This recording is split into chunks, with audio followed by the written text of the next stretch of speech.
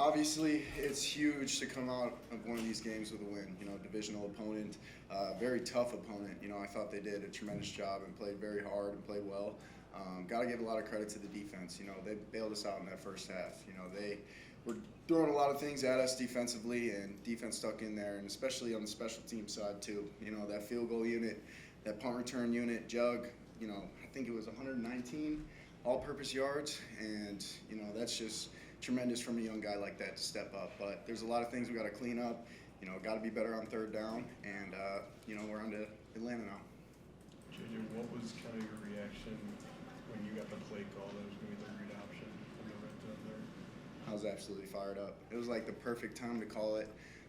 Coach McCown actually brought it up in his little pregame speech at the hotel, and he was talking about how he was running Wanda Bear, that's what we call it, in 2013, and I was probably running it in 7th grade somewhere, but I was actually 10 at the time, so it was pretty close on that one. But yeah, it was just a perfect play call. You know, the offensive line did a great job. TJ with that block on Jaquan, and just finishing the job. That was one of my favorites for sure. You talked a ton in the lead up just about how you wanted to stay in the moment.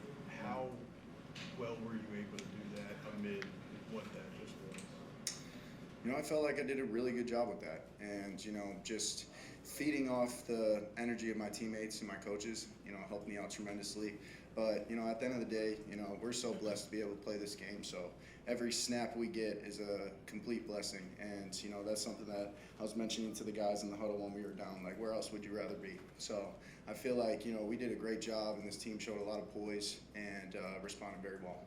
After the pick six, like, what's your mindset at that point? I mean, that's certainly a momentum swing there in a lot of ways. What's your mindset, and how do you move past that? You never want to earn wisdom that way, but it just brought me straight back to TCU when I had that first one early on in the game, and then the second one later. And at the end of the day, yeah, it sucks. It's one of the worst things you can do as a quarterback, but you can't do anything about it. You got to focus on the next play.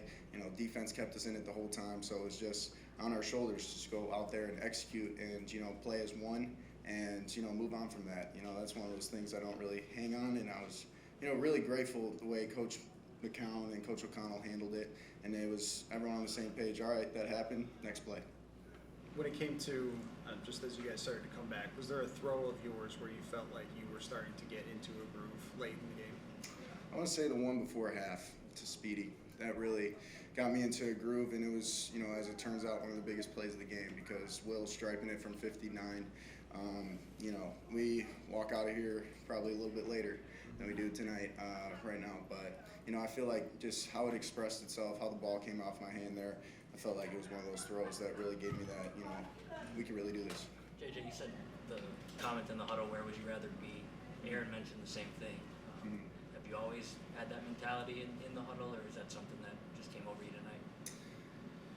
I've never actually said that before, but I feel like it was at the perfect time.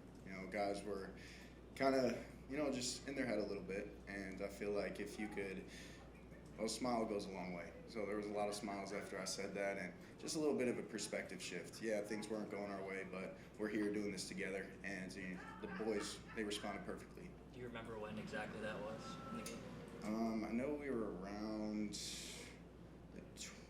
minus 20 or minus 25 in the end zone with the Jumbotron, and I think it was third quarter, something like that. JJ, it looked like late after one of the touchdowns, Kevin came over, kind of like patted you on the head, and you guys, what was your favorite moment working with him tonight? My favorite moment working with KO was probably just the whole game, like how he managed it. They showed a lot of things that we didn't expect, and the calm, cool, collective nature that he had, just gave me so much confidence to, try to filter that into my teammates as much as possible. But after that, running touchdown and seeing how fired up he was, that was really special. At any part did you, maybe after the game, take in the larger picture of how long it took you to get to this point?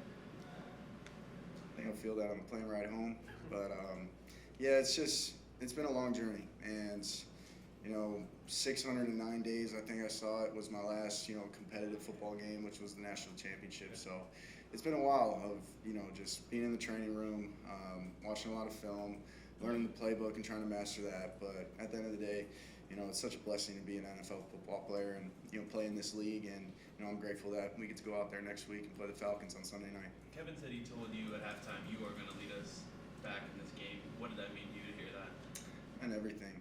That guy is, one of the best, if not the best, head coach, in my opinion, in the National Football League. So any kind of compliment or belief like that, it means the world. And, that just gave me all the confidence to go out there and just execute the ball plays and, have a fast arm and make quick, decisive decisions.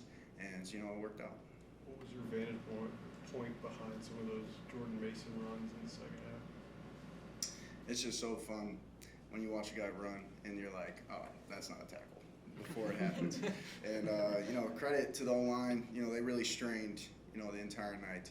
And, just being able to be in game one, you really don't know how the team's conditioned and, how they're going to strain when it comes to the fourth quarter. And they did that. And, JP obviously showed that, Aaron showed that.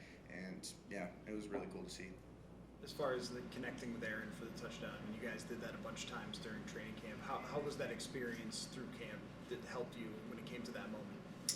Extremely big. I still wish I would have given him a pretty ball where he had it in stride and, ran through the end zone with it. But at the end of the day, it's a touchdown. And, he's such a special player, but I can't speak highly enough about who he is as a person.